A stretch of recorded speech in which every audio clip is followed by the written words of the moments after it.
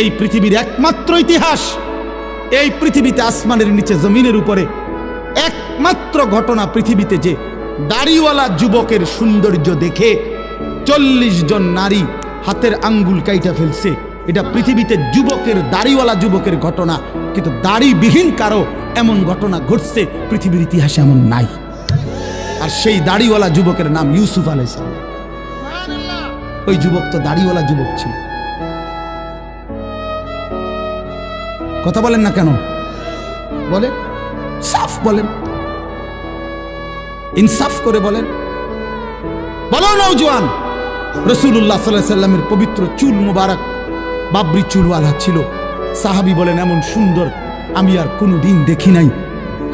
তাহলে তোমরা যারা ইহুদি, খ্রিস্টান, কাফের, মুশরিক, দাজ্জাল, বেঈমানের মতো চুল রাখছো, বাবা কারে জিজ্ঞাসা করো? নবীজির চুল মুবারকের সৌন্দর্য ফেলে দিলা কেন?